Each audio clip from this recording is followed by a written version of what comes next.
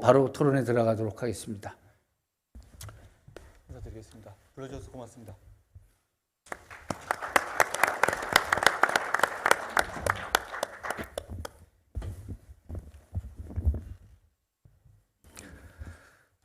존경하는 동료 시민 여러분, 언론인 여러분, 안녕하십니까? 국민의힘 비상대책위원장 한동훈입니다.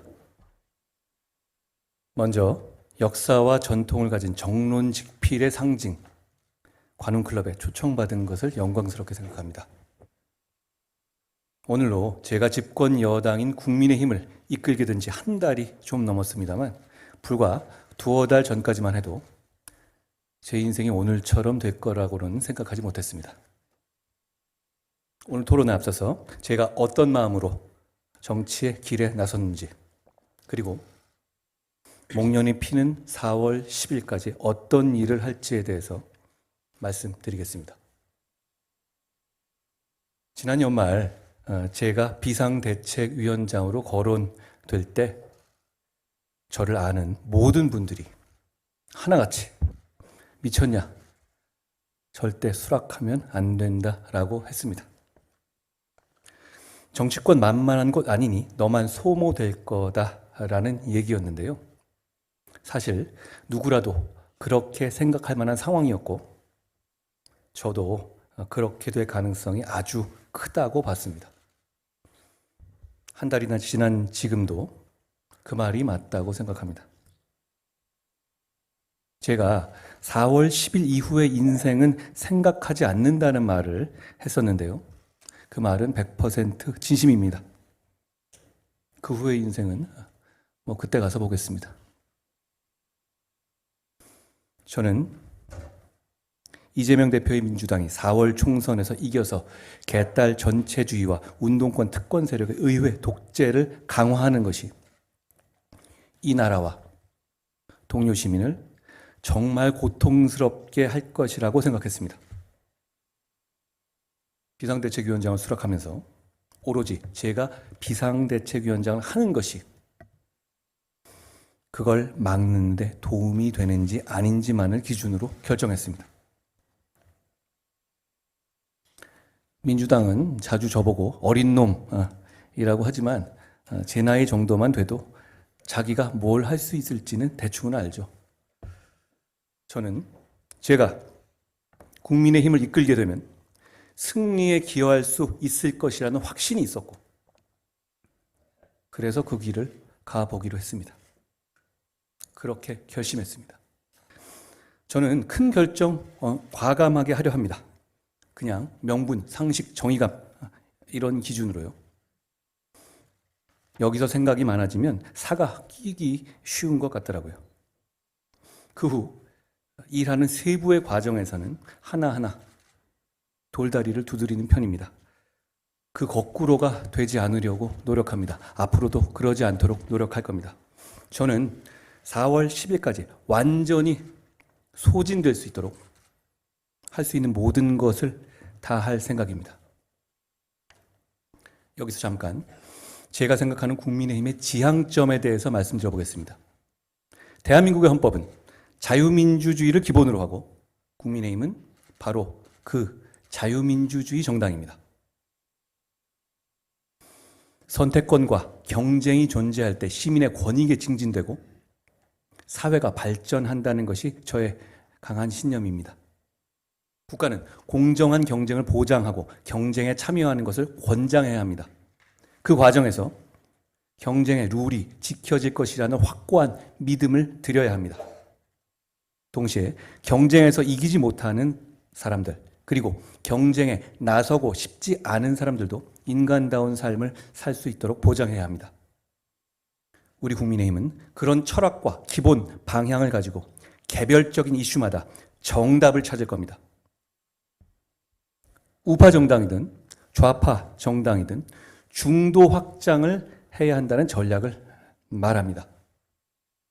그런데 모든 이슈에 대해서 일관되게 중간 위치의 입장을 갖는 사람이라는 건 현실 세계에 존재하지 않습니다. 제가 생각하는 중도층이란 어떤 이슈에서는 오른쪽의 입장을, 어떤 이슈에서는 왼쪽의 입장을 갖는 사람들, 즉 평균 내면 대충 중간 정도의 수치가 나오는 분들을 말하는 거라고 생각합니다. 그러니 이분들의 지지를 받기 위해서 기계적으로 중간 지점을 겨냥한 답을 내는 것은 잘못된 판단입니다. 대신 개별 이슈마다 어느 쪽에서든 선명하고 유연한 정답을 찾으려는 노력을 해야 한다고 생각합니다. 제가 이끄는 우리 국민의힘은 그렇게 할 겁니다. 인혁당 사건의 국가 배상에 대한 소위 비꼬문 문제를 해결한 것은 우리 정부의 법무부였습니다. 국가 배상을 받은 사람이 판례의 변경으로 받은 돈보다 더 큰 이자를 나라에 토해내야 하는 억울한 사안이었죠. 지난 민주당 정부는 거칠게 말해서 자기 편임에도 불구하고 책임지기 싫고 귀찮아서 그 불합리를 방치했죠. 저는 그건 명백히 억울함이 있는 사안이고 국민의 억울함을 해결해 주는데 진영 논리는 설 자리가 없다고 생각해서 여러 반대에도 불구하고 취임 직후 그 문제를 해결했습니다. 지난 민주당 정부는 그러다가 배임 책임질 수도 있다라는 이유로 인혁당 관련자에 대한 비꼬문을 방치했지만 저는 국민의 억울함을 해결하는데 그게 죄가 된다면 장관인 제가 처벌받겠다는 말로 관계자들을 설득했습니다. 군복무 중 순직한 고 홍정기 일병 사건에서 가족의 위자료 청구권을 인정해주기 위한 국가배상법 개정 역시 같은 기준이었습니다. 국민의 억울함을 해결하는 데는 내 편, 정치적 유불리가 낄 자리가 없어야 하기 때문입니다. 저는 우리 국민의힘은 상식적이고 합리적인 우파 정당이지만 지금의 민주당보다 더 유연하고 더 미래지향적이고 더 실용적일 뿐 아니라 어떤 면에서는 더 진보적이라고 생각합니다. 제가 이끄는 국민의힘은 책임감과 반응이라는 점에서 과거와 다를 것이고 이미 그렇게 변화하고 있습니다. 집권 여당으로서 약속을 하면 반드시 실천하고 허황된 말로 국민을 현혹하지 않을 겁니다. 그리고 국민들께서 합리적인 비판을 하시고 불편해하시면 과거처럼 시간 끌고 뭉개고 미루지 않고 바로 반응할 겁니다. 속도감 있게 결정할 거고 일단 그렇게 결정하면 좌고우면하지 않고 원팀으로 실천할 겁니다. 국민의힘이 파이팅 있게 더 속도감 있게 달라졌다고 느끼시는 분들이 앞으로 많아지실 겁니다. 국민의힘은 동료 시민들의 일상 속에 존재하는 격차를 해소하는 데 집중하겠습니다. 국민에 대한 강한 책임감을 바탕으로 교통, 안전, 치안, 건강, 경제, 의료 등 우리 사회에 깊숙이 존재하는 다양한 영역에서의 불합리한 격차를 해소하고 줄이는 데 집중하겠습니다. 격차 해소는 거창한 이념이 아니라 현실입니다. 지역 간 이동에 불편을 주는 교통격차, 국민의 생명과 건강을 보장하는 의료 격차, 어디에 살든 안전한 환경이 보장되는 치안 격차, 이런 것들은 모든 현실 속에 국민의 일상에서 이루어지는 현실입니다. 격차 해소 공약들은 우리 당의 국민에 대한 무거운 책임감에서 비롯하는 것이며 우리의 그 책임감이 국민의 삶의 변화를 만들어내기를 기대합니다. 국민의힘은 국회의원 특권 내려놓기를 비롯한 정치개혁을 반드시 해내겠습니다. 지금의 강한 진영 대결의 양상 때문에 지금 저희 당을 포함한 각 당이 제시하는 정책들은 각 당의 지지율에 거의 대부분 수렴하고 있습니다. 내용이 아니라 한동훈이 제시한 공약은 국민의힘과 저에 대한 지지율에 수렴하는 거죠. 그렇습니다만 국회의원 정수 축소, 세비 중위소득화 같은 국민의힘의 정치개혁 그리고 국회의원 특권 내려놓기에 대해서는 국민의힘의 지지율을 훨씬 넘는 60%에 이르는 압도적인 지지가 확인되고 있습니다. 그만큼 진영을 초월한 국민적인 요구가 있다고 생각합니다. 이건 포퓰리즘이 아닙니다. 이런 포퓰리즘이라면 저는 기꺼이 포퓰리스트가 되겠습니다. 국민의힘은 불체포 특권의 포기, 금고형 이상의 확정시 세비 반납, 출판 기념회를 통한 정치 자금 수수에 대한 서약을 바로 이번 공천 신청의 필수 조건으로 해서 실천했고, 귀책 사유로 인한 재보궐선거 무공천도 총선과 치러지는 이번 선거부터 바로 실천했습니다. 제가 드리는 말씀이 완전히 새로운 얘기들은 아님에도 불구하고 국민들께서 이렇게 큰 관심과 지지를 보여주시는 이유는 과거에 흐지부지 되던 정치개혁 논의들과 달리 제가 이끄는 국민의힘은 이번에 진짜로 이걸 할 것이라는 점을 현명하신 국민들께서 알아봐 주셨기 때문이라고 생각합니다. 정말 그렇습니다. 법 개정 없이 할 수 있는 것들 이미 실천하고 있습니다. 돌이킬 수 없습니다. 동료 시민들과 언론인들께 다시 한번 공개적으로 약속합니다. 이 정치개혁 시리즈 반드시 실천하겠습니다. 더 발굴해서 더 실천하겠습니다. 우리는 국회의원의 특권 내려놓기를 말한 처음은 아니지만 그걸 실천한 처음이 되고 싶습니다.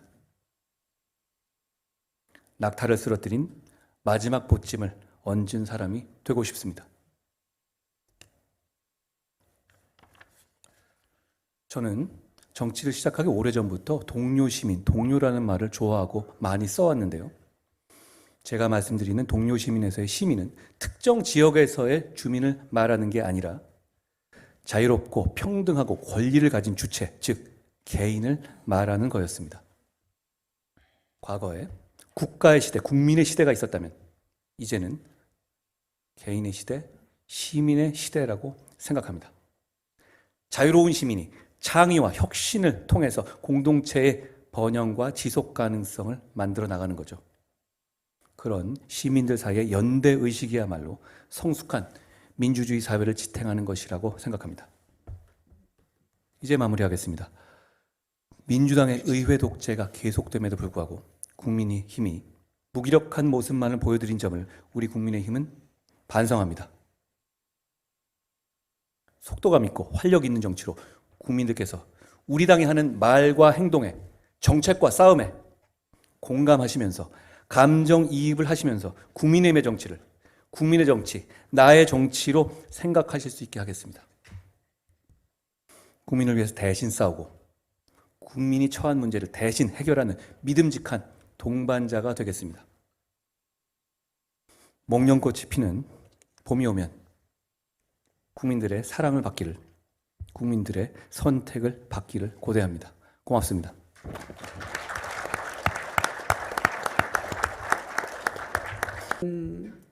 투개표 과정 부정 아마 그거 관련된 거인데 그거에 대한 의견이 있는지만 여쭤보셨어요. 이건 특별히 답을 그 투개표 뭐 과정에 대한 제가 말씀드리죠. 투표 과정에 대해서 여러 가지 의견이 있으신데 저는 그것을 이렇게 이해합니다. 선거의 공정성에 대한 강한 열망이 있는 것이죠. 우리 국민들이. 저는 그 선거의 공정성이 정말로 중요하다고 생각합니다. 지난 선거 과정에서 소쿠리 이 문제 같은 선거 관리에서의 부실함이 분명히 있었고, 그리고 최근에 국정원의 이 조사 결과 선관위의 해킹 가능성 등 여러 가지 문제점이 사실 드러나 있습니다. 그렇다면 우리가 해야 될 일은 4월 10일 선거에서 선거의 공정성을 담보할 수 있는 제도를 최대한 실현하는 것입니다. 이미 수개표 병행은 정해진 상태입니다.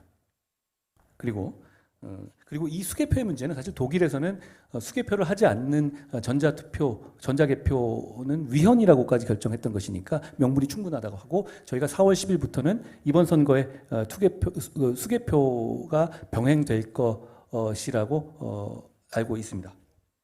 그리고 투표함 이송에 있어서 경찰이 호송하게 하고, 그리고 투표 관리에 공무원이 투입되는 것 등도 진행될 것이라고 알고 있습니다. 다만 저는 한 가지만 더 꼭 돼야 된다는 것을 말씀드리고 싶은데요.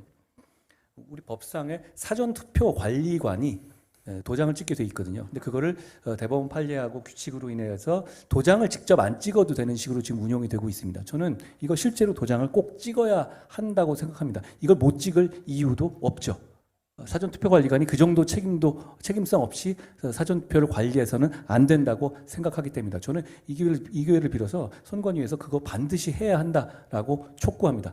사전투표도 여러 가지 문제가 있잖아요. 사실 너무 간격이 커서 그 기간 중간에 있는 이슈들이 선거에 반영되지 않고, 그리고 지금 가뜩이나 선거 운동 기간이 짧은데 이렇게 사전투표를 멀찍이 떨어뜨려두니까 선거운동 기간이 너무 짧아지는 문제가 있어요. 그렇지만 이 문제는 법률 문제입니다. 그렇기 때문에 지금 입법으로 반영할 수는 없고, 사전투표의 문제에 대해서도 추후에 어떤 입법이라든가 이런 문제를 고려해야 되는 문제라고 생각합니다. 다만 지금 우리가 4월 10일 선거를 앞두고 선거의 공정성에 대한 강한 열망을 저희가 알고 있고, 저희도 그 열망이 이 선거가 반드시 공정하게 치러져야 한다고 생각하기 때문에 이런 부분들이 충분히 보완되어야 한다고 생각합니다. 다른 제가 플로 질문